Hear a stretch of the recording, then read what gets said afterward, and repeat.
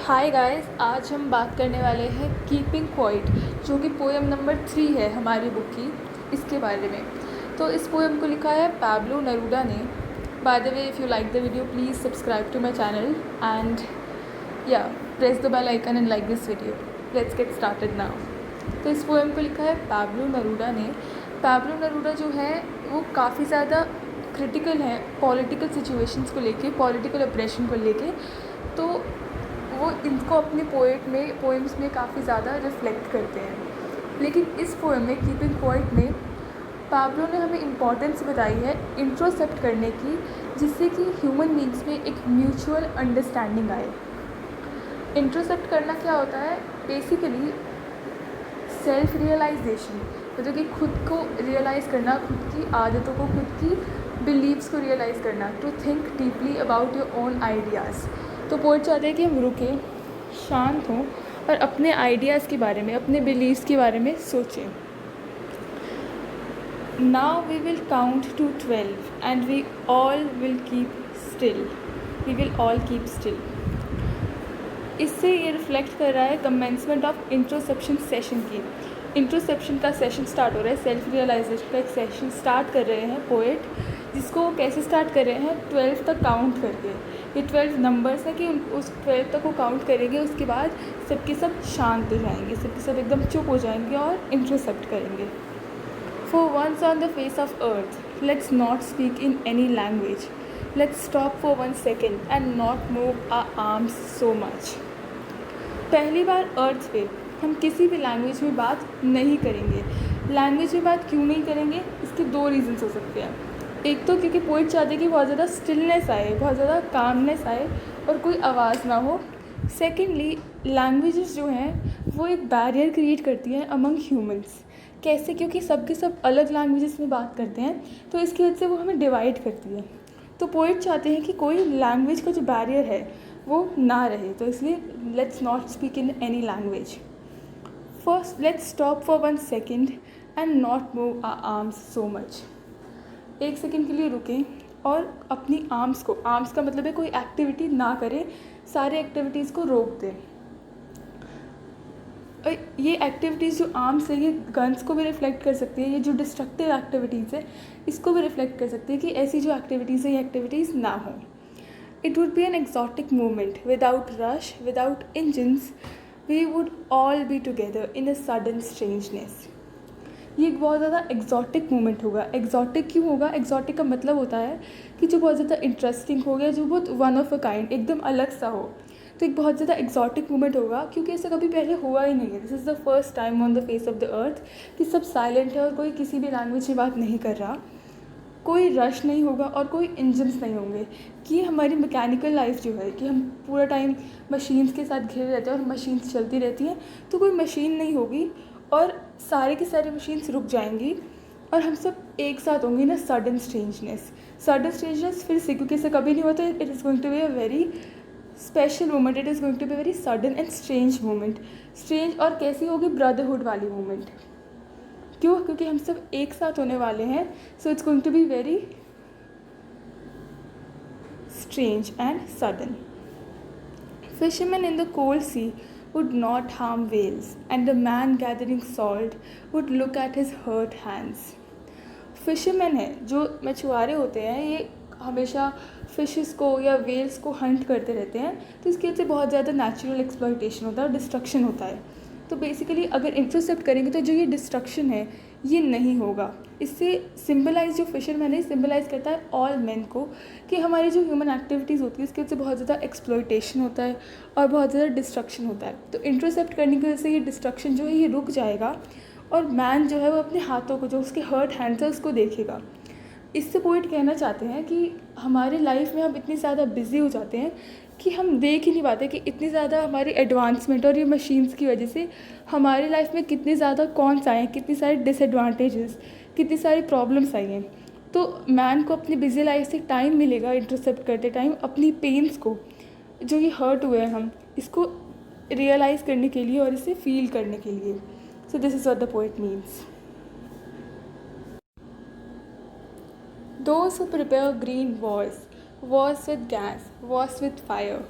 Victory with no survivors would put on clean clothes. इसमें जो those है ये यूज़ हुआ है पॉलिटिशियंस के लिए, साइंटिस्ट के लिए, जो कि प्रिपेयर करते हैं, जो कि स्टार्ट करते हैं green Wars. Green Wars basically is war against nature, जब हम नेचर के साथ लड़ाई करते हैं, जो हम नेचुरल एक्सप्लॉइटेशन करते हैं। वॉर्स विद गैस, इसके लिए ये यूज़ हुआ है केमिकल वॉर्स के लिए, जो इस वॉर्स में बहुत ज़्यादा केमिकल यूज़ होते हैं। और Wars with gas, nuclear Wars, जो बॉम्ब्स वगैरह होते हैं, जो बहुत सारे वेपन्स हैं हमारे मॉडर्न, इनकी जो वॉर्स होती हैं, इसके बारे में कहा है। इनको कौन स्टार्ट करता है? पॉलिटिशियंस या scientist.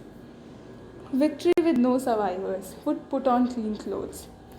Victory with no survivors का मतलब है कि हम शायद इन लड़ाइयों को करके जीत जाते हैं, समबडी विन समबडी लूजेस, लेकिन अल्टीमेटली नो सर्वाइवर्स, क्योंकि सबके सब ह्यूमंस की मौत होती है, हम ही मरते हैं या नेचर मरता है, जो हमारे लिए बहुत ज़्यादा इंपॉर्टेंट है। तो ये विक्ट्री है with no survivor would put on clean clothes.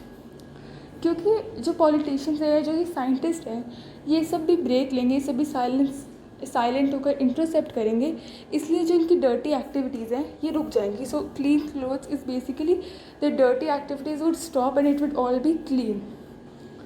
यहाँ पे लिखा हुआ है not do destructive activities and walk with their brothers in the shade doing nothing.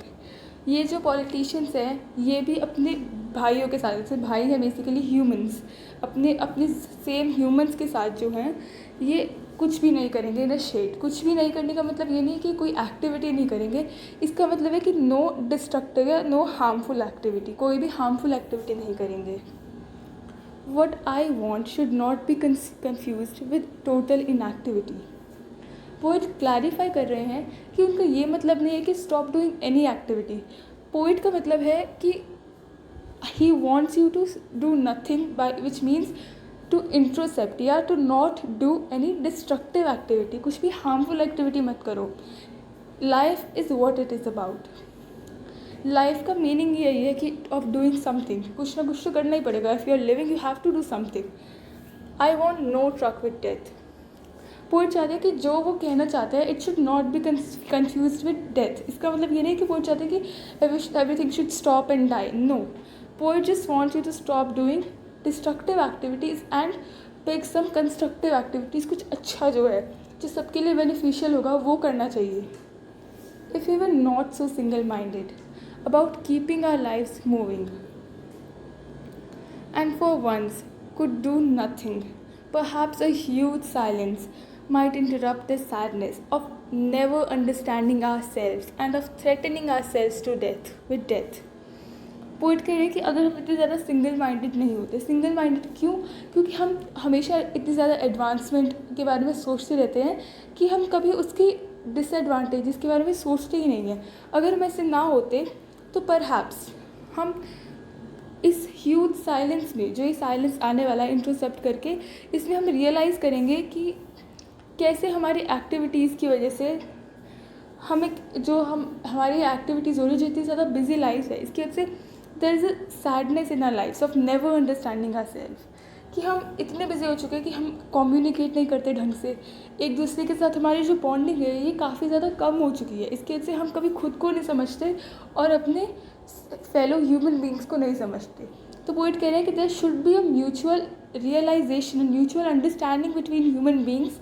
जो, और ये अंडरस्टैंडिंग कैसे आएगी? इंट्रोसेप्ट करके आएगी, अपनी एक्टिविटीज़ को सेल्फ रियलाइजेशन करके ये हमें अंडरस्टैंडिंग आएगी of our self and threatening our self with death. हम जो ये एक्टिविटीज़ कर रहे हैं इसकी वजह से हम अपने ही एक्सटिंक्शन के वर्ज पर हैं। हम नेचर को ख़त्म कर रहे हैं, हम हर चीज़ को ख़त्म कर रहे हैं, जिसकी वजह से हमारी ही डेथ आ सकती है। We all can die because of our activities. Perhaps the earth can teach us, as when everything seems dead and later proves to be alive. Poet कह रहे हैं कि जो अर्थ पे, if you look at earth from a distant view, हमें ऐसे लगेगा कि everything is silent, everything is very calm and there is no movement. लेकिन इस मूवमेंट में अगर इफ़ यू लुक क्लोजर तो ट्रीज़ उग रही हैं, ग्रासेस उग रही हैं, there is a lot of animals that are there. तो एक्टिविटी है। तो इससे अर्थ कह रही है कि अगर हम स्टिल हो जाएंगे, अगर हम इंट्रोसेप्ट करेंगे, तो इसका मतलब ये नहीं कि we all will die. In fact, it will be the most lively moment of our lives. And I'll count up to 12 and you keep quiet and I will go. So the poet is ending the poem on the same note he started it. Poet कह रहा है कि मैं फिर से 12 तक count करूँगा. Basically poet interception के बीच में सेशन में ही एक 12 तक काउंट करते हैं ताकि सब लोग साइलेंट हो जाएं, तो सब लोग स्टिल हो जाएं, और इसके बाद हम पोइट जो है वो खुद चले जाएंगे. The poet will depart, the poet will leave. So that is it. That is the poem. Hope you like it. If you like it, please subscribe to my channel. Thank you.